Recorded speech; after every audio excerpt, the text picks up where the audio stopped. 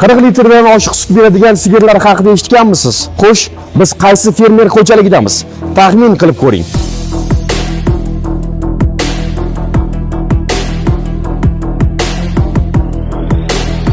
...2019-yilgi Prezidentimizni Sirdaryo viloyatiga tashrifida biz bu fermamiz loyihasini prezentatsiya qilganmiz. Shunda biz 2019-yilda bu fermani qurishni boshlaganimizda molni qayerdan olib kelish kerak degan savollar bor edi.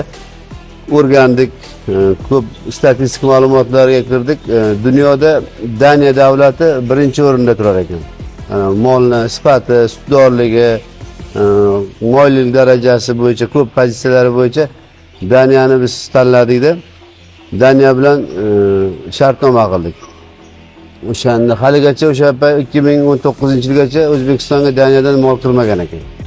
Qandaydir sutlarni yetkazib beruvchi yoki qayergadir sutni o'tkazuvchi qanaqadir shartnomalar, hamkorlar bor. Dobri degan anaqa bor, Karzinkda ko'p joylarda ko'rasiz. Dobri Al-Safi degan firma u oladi. SC degan brend bor, ular oladi. Xola degan oladi. Shunday kichik tayyorqalar bilan shartnomalarimiz bor. Oziqasini yaxshilash kerak. Molga unaqa chiroyli joy emas, molga oziqasi birinchi o'rinda zo'r bo'lishi kerak. Keyin ikkinchi navbatda tagi quruq bo'lishi kerak. Ya'ni yotoq joylari bor.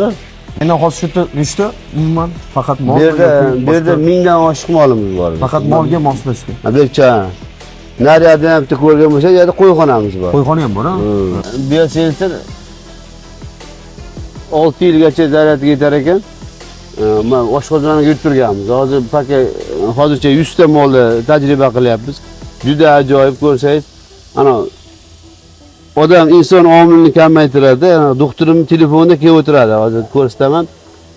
Issig'i chiqsa yo masalan molni kuyga kelsa deymiz. Yo'sam sut ovqat kamaysa ham daji SMS o'pib kelib turadi. Mana mashina molingda muammo bor deb. Kasalliklarni aniqlaydigan texnologiya. Shunaqa. Bu soha menga emas ekan degan narsa bu. O'shunaqa yoshlarga nima maslahat berasiz? Shu tajribangiz mobaynida. Qaytmash kerak. Biz ham bir paytlar bizda ham bo'lgan, biz bor butimizni sotganmiz. Demakki, yana o'zi ilm yetishmagan, tajriba yetishmagan chetda mollarni boqishga biz ham oddiy molday boqamiz deb boshlaganimizda 2013-yil boshlagandik. Germaniyadan mol olib kelib, to'g'risi bankrot bo'lganmiz. Keyin shunday anaqa o'zimizga o'zimiz anaqa qildik, maqsad qildikki, shuncha tajriba orttirdik, shuncha vaqt ketdi. Keyin nima qilishni bilamizki? Keyin boshqacha yana boshladik-da. Oxirgi kelishuvlarimizdan biri Koreyaning o'sha ko'pay tashkilotidan biz grant $3 million grant yutib oldik. U grant qanday? Molni go'ngidan gaz chiqaramiz, gazdan tok chiqaramiz. Shunaqa $3 million loyiha bo'yicha xudo xolasa oxirgi etap qoldi. 6-noyabr kuni bu yerda katta seminar bo'ladi. O'sha kuni tasdiqlanadi oxirgi etapimiz.